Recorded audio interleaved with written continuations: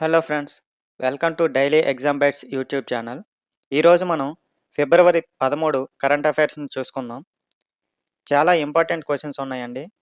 1, 2 మార్కులు మీకు తెచ్చి పెడతాయని ఆశిస్తున్నాం. వీడియో లాస్ట్ వరకు చూడండి. ఫస్ట్ క్వశ్చన్: ఎమ్మెల్యే హాజన్ను గుర్తించడానికి ఏఐ పవర్డ్ ఫేస్ రికగ్నిషన్ టెక్నాలజీని ఉపయోగించిన భారతదేశంలో మొదటి శాసనసభగా ఏ రాష్ట్రం అవతరించింది?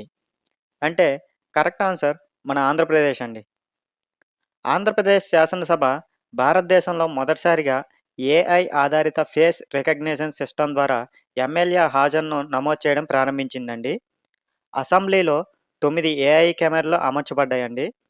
సభ్యులు తమ కేటాయించిన సీట్లలో కూర్చున్నప్పుడు మాత్రమే హాజరు నమోదవుతుందండి. లక్ష్యం ఏంటంటే ప్రోక్సీ అటెండెన్స్ నివారణ అండి.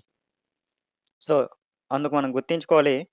ఎమ్మెల్యే హాజరును గుర్తించడానికి ఏఐ పవర్డ్ ఫేస్ రికగ్నిషన్ టెక్నాలజీని ఉపయోగించిన భారతదేశంలో మొదటి శాసనసభగా ఏ రాష్ట్రం అవతరించిందంటే ఆంధ్రప్రదేశ్ అండి. గుర్తుంచుకోవాలి. అలాగే ఈ కీ పాయింట్స్ కూడా గుర్తుంచుకోవాలి. నెక్స్ట్ క్వశ్చన్: భారతదేశపు మొట్టమొదటి మ్యూజికల్ రోడ్ 11 ఫిబ్రవరి 2026న ఏ నగరంలో ఆవిష్కరించబడింది? అంటే కరెక్ట్ ఆన్సర్ ఆప్షన్ బి ముంబైలో అండి. చూడండి, ముంబైలో భారతదేశపు మొదటి మ్యూజికల్ రోడ్ ప్రారంభించబడిందండి. రోడ్డుపై ప్రత్యేక రిడ్జ్ డిజైన్ అనేది ఉంటుందండి. వాహనం 60-80 km/hతో వేగంతో వెళ్తున్నప్పుడు సంగీతం వినిపిస్తుందండి. వినిపించే ట్యూన్ ఏంటంటే 'జై హో స్లమ్ డాగ్ మిలియనర్' చిత్రంలో సాంగ్ ఉంది కదండీ! ఆ ట్యూన్ వినిపిస్తుందండి. ప్రపంచంలో అయితే మొదటి మ్యూజికల్ రోడ్ డెన్మార్క్‌లో నిర్మించబడిందండి. ఇది కూడా గుర్తుంచుకోవాలి. అడిగే ఛాన్సెస్ ఉంటాయి. అదే మన భారతదేశంలో మొట్టమొదటి మ్యూజికల్ రోడ్ అంటే ముంబైలో ఉందండి. ఏ సాంగ్ ట్యూన్ వినిపిస్తుందంటే 'జై హో' అండి. వాహనం 60-80 km/hతో వెళ్తున్నప్పుడు ఈ సంగీతం వినిపిస్తుందండి. అదే ప్రపంచంలో మొదటి మ్యూజికల్ రోడ్ ఎక్కడంటే డెన్మార్క్‌లో ఉందండి. ఈ కీ పాయింట్స్ అన్నీ గుర్తుంచుకోవాలి. ఓకే. నెక్స్ట్ క్వెషన్ చూడండి. సేవా తీర్థం గోడపై ప్రదర్శించబడిన నినాదం ఏమిటి? అంటే కరెక్ట్ ఆన్సర్ నగరికో దేవో భవ. ఈ సేవా తీర్థం కార్యక్రమాన్ని ప్రధాని నరేంద్ర మోడీ ప్రారంభించారండి. సౌత్ బ్లాక్ మరియు నార్త్ బ్లాక్‌ను యుగే యుగీన్ భారత్ నేషనల్ మ్యూజియంగా మార్చనున్నారండి. గోడపై నినాదం ఏముందంటే నగరికో దేవో భవ. ఓకే. గుర్తుంచుకోవాలండి. సేవా తీర్థం గోడపై ప్రదర్శించబడిన నినాదం ఏమిటంటే నగరికో దేవో భవ. ఎవరు ఇనాగ్రేట్ చేశారంటే మన ప్రధాని నరేంద్ర మోడీ గారండి. గుర్తుంచుకోవాలి కీ పాయింట్స్ కూడా. నెక్స్ట్ క్వెషన్: తారిక్ రెహమాన్ ఏ దేశానికి తదుపరి ప్రధానమంత్రి కాబోతున్నారు? అంటే కరెక్ట్ ఆన్సర్ బంగ్లాదేశ్ అండి. ఈ తారిక్ రెహమాన్ బంగ్లాదేశ్ నేషనల్ పార్టీ చెందిన నాయకుడండి. లండన్‌లో స్వచ్ఛంద ప్రవాసంలో నివసించారు. డిసెంబర్ 2025లో బంగ్లాదేశ్‌కు మళ్ళీ తిరిగొచ్చారండి.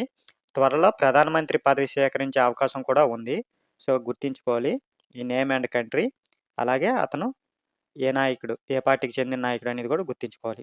చూడండి, తారిక్ రెహమాన్ అండి. తదుపరి ప్రధానమంత్రి కాబోతుంది బంగ్లాదేశ్ అండి. బంగ్లాదేశ్ నేషనలిస్ట్ పార్టీ నుంచి చెందిన నాయకుడండి. గుర్తుంచుకోవాలి ఇవన్నీ. నెక్స్ట్ క్వెషన్: స్వదేశీ చిన్న ఉపగ్రహ బస్ ప్లాట్‌ఫామ్‌ను అభివృద్ధి చేయడానికి 3 ప్రైవేట్ సంస్థలను ఏ సంస్థ ఎంపిక చేసింది? అంటే correct answer option C IN Space అండి. గుర్తుంచుకోవాలి. దీని full form Indian National Space Promotion and Authorization Centre అండి. ఐఎన్ స్పేస్ అంటే Indian National Space Promotion and Authorization Centre అండి. ఇది స్వదేశీ చిన్న ఉపగ్రహ బస్ ప్లాట్‌ఫామ్‌ను అభివృద్ధి చేయడానికి 3 ప్రైవేట్ సంస్థలను ఎంపిక చేసిందండి. దీని ప్రధాన కార్యాలయం అహ్మదాబాద్‌లో ఉందండి. ప్రతి కంపెనీకి 5,00,00,000 మంజూరు చేస్తుందండి. ఇది ఎప్పుడు స్థాపించారంటే 2020లో స్థాపించారు. దీని ప్రధాన లక్ష్యం ఏంటంటే ప్రైవేట్ రంగం భాగస్వామ్యం పెంపు అండి. సో, గుర్తుంచుకోవాలి. ఇందులో ఉన్న కీ పాయింట్స్ అన్నీను. స్వదేశీ చిన్న ఉపగ్రహ బస్ ప్లాట్‌ఫామ్‌ను అభివృద్ధి చేయడానికి 3 ప్రైవేట్ సంస్థలను ఏ సంస్థ ఎంపిక చేసిందంటే ఐఎన్ స్పేస్ అండి. IN Space full form Indian National Space Promotion and Authorization Centre. ఇది ప్రధాన కార్యాలయం అహ్మదాబాద్‌లో ఉంది. ప్రతి కంపెనీకి 5,00,00,000 మంజూరు చేస్తుంది. ఇది ఎప్పుడు స్థాపించారంటే 2020. లక్ష్యం ఏంటంటే ప్రైవేట్ రంగం భాగస్వామ్యం పెంపండి. Next question. 11 ఫిబ్రవరి 2026న స్త్రీ సురక్ష పథకాన్ని అధికారికంగా ప్రారంభించిన రాష్ట్రం ఏది? అంటే కరెక్ట్ ఆన్సర్ కేరళ అండి. కేరళ ప్రభుత్వం ఈ పథకాన్ని ప్రారంభించిందండి. అర్హులైన మహిళలు మరియు ట్రాన్స్ వుమెన్‌కి కూడా నెలవారీ పెన్షన్ రూ. 1000 అందిస్తుందండి. దీని లక్ష్యం ఏంటంటే ఆర్థిక భద్రత అండి. సో, గుర్తుంచుకోవాలి. ఆ స్కీమ్ నేమ్ స్త్రీ సురక్ష. ఏ స్టేట్ ప్రారంభించిందంటే కేరళ అండి. ఎంత ఇస్తున్నారు? వుమెన్ అండ్ ట్రాన్స్ వుమెన్ ఇద్దరికీ నెలకి రూ. 1000 వరకు ఇస్తున్నారండి. లక్ష్యం ఏంటంటే ఆర్థిక భద్రత అండి. గుర్తుంచుకోవాలి. కీ పాయింట్స్ కూడాను వెరీ ఇంపార్టెంట్ అవి కూడా. Next question. జాతీయ మహిళా దినోత్సవాన్ని ఏ వ్యక్తి జన్మదినోత్సవం సందర్భంగా జరుపుకుంటారు? అంటే కరెక్ట్ ఆన్సర్ సరోజినీ నాయుడు అండి. ఈమె పుట్టిన సంవత్సరం 1879లో అండి. ఈమెనే నైటింగేల్ ఆఫ్ ఇండియా అని కూడా పిలుస్తామండి. మీకు తెలిసే ఉంటుంది ఇది కూడా. జాతీయ మహిళా దినోత్సవం అండి. గుర్తుంచుకోవాలి. కన్‌ఫ్యూజ్ అవ్వకూడదు. ఇది జాతీయ మహిళా దినోత్సవం ఫిబ్రవరి 13న జరుపుకుంటామండి. ఎందుకంటే సరోజినీ నాయుడు పుట్టినరోజు సందర్భంగా చేసుకుంటాం. అదే అంతర్జాతీయ మహిళా దినోత్సవం అడిగితే మాత్రం మార్చి 8 అండి. కన్‌ఫ్యూజ్ పాయింట్స్ ఇవి. కన్‌ఫ్యూజ్ అవ్వకూడదు. జాతీయ మహిళా దినోత్సవం అంటే ఫిబ్రవరి 13. అంతర్జాతీయ మహిళా దినోత్సవం అంటే మార్చి 8 అండి. పక్క ఇమేజ్ కూడా అబ్జర్వ్ చేస్తే first women president of INC అండి ఈమె. ఇది కూడా ఇంపార్టెంట్. సో, గుర్తుంచుకోవాలి. చూడండి అన్ని కీ పాయింట్స్ గుర్తుంచుకోవాలండి. Next question. ప్రపంచ రేడియో దినోత్సవాన్ని ప్రతి సంవత్సరం ఏ తేదీన జరుపుకుంటారు? అంటే కరెక్ట్ ఆన్సర్ ఫిబ్రవరి 13 అండి. యునెస్కో ప్రకటించిందండి ఈ దినోత్సవం. ప్రతి సంవత్సరం ఫిబ్రవరి 13న మనం ప్రపంచ రేడియో దినోత్సవాన్ని జరుపుకుంటామండి. యునెస్కో ప్రకటించిందండి ఈ దినోత్సవాన్ని. ఈ సంవత్సరం థీమ్ ఏంటంటే radio and artificial intelligence AI is a tool not a voice అనేది ఈ సంవత్సరం థీమ్ అండి. గుర్తుంచుకోవాలి. Next question. Chang Crandall humanitarian award 2026ని ఏ ఇద్దరు భారతీయ వైద్యులు గెలుచుకున్నారు? ఇది క్వెషన్ అండి. ఆన్సర్ చూస్తే correct answer doctor Haripriya Aravind and doctor R Venkatesh అండి. వీళ్ళిద్దరనే చాంగ్ క్రాండాల్ హ్యుమానిటేరియన్ అవార్డు 2026ని గెలుచుకున్నారండి. భారతీయ వైద్యులండి వీళ్ళు. ఇద్దరూ కూడా నేత్ర వైద్యులండి. పుదుచ్చేరి నుంచండి వీళ్ళు. అలాగే అవార్డు మొత్తం ఎంతంటే $1,00,000 అండి. ప్రదానం ఎవరు చేస్తున్నారంటే American Society of Cataract and Refractive Surgery Foundation అండి. సో, గుర్తుంచుకోవాలి. మనకి ఈ డాక్టర్ నేమ్స్ ఇద్దరు కూడా Haripriya Aravind and doctor R Venkatesh అండి. Next question. భారత వైమానిక దళం 2026లో తన మొదటి అంతర్జాతీయ వైమానిక విన్యాసాన్ని వ్యూహాత్మకంగా కీలకమైన మలక్కా జలసంధికి సమీపంలో ఏ దేశంతో నిర్వహించింది? అంటే కరెక్ట్ ఆన్సర్ థాయిలాండ్ అండి.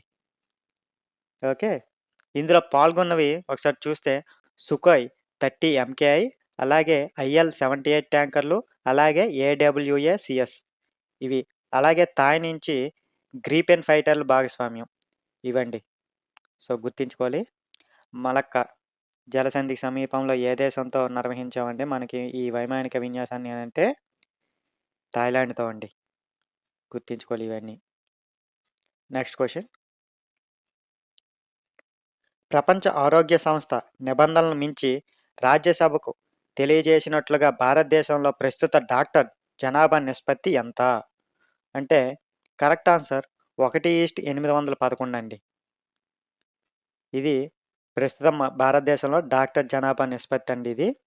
13.88 లక్షల అలోపతిక్ వైద్యులు, అలాగే 7.51 లక్షల ఆయుష్ వైద్యులు ఉన్నారండి. ఇది కూడా గుర్తుంచుకోవాలి. So, very important. చూసుకోండి. ప్రస్తుతం భారతదేశంలో డాక్టర్ జనాభా నిష్పత్తి ఎంతంటే 1:811 అండి. Next question. చూడండి. 2026 కింబర్లీ ప్రక్రియకు ఏ దేశం అధ్యక్షత వహించింది? అంటే కరెక్ట్ ఆన్సర్ భారతదేశం అండి. రఫ్ డైమండ్స్ వాణిజ్య నియంత్రణకు సంబంధించిన ప్రక్రియ అండి ఇది. ప్రారంభం ఎప్పుడు జరిగిందంటే 2000 సంవత్సరంలో జరిగింది. గుర్తుంచుకోవాలి. 2026 కింబర్లీ ప్రక్రియకు అధ్యక్షత వహించిన దేశం ఎవరంటే భారతదేశం అండి. ఇది ఎప్పుడు ప్రారంభించబడిందంటే 2000 సంవత్సరం అండి. గుర్తుంచుకోవాలి. Next question. Quiz of the day అండి. మనం ఆల్రెడీ ఈ క్వెషన్ గురించి డిస్కస్ చేశాం. కరెక్ట్ ఆన్సర్ తెలిస్తే కామెంట్స్‌లో చెప్పండి. తారిక్ రెహమాన్ ఏ దేశానికి ప్రధానమంత్రి కాబోతున్నారు? మీ కరెక్ట్ ఆన్సర్‌ని కామెంట్‌లో చెప్పండి. అలాగే ఈరోజు మీకు ఏ క్వెషన్ ఇంపార్టెంట్ అనిపించిందో కూడా కామెంట్‌లో తెలియజేయండి. ఈ వీడియో హెల్ప్‌ఫుల్ అనిపిస్తే లైక్ చేయండి. డైలీ కరెంట్ అఫైర్స్ కోసం డైలీ ఎగ్జామ్ బైట్స్ ఛానల్‌ని సబ్స్క్రైబ్ చేయండి. Thank you for watching.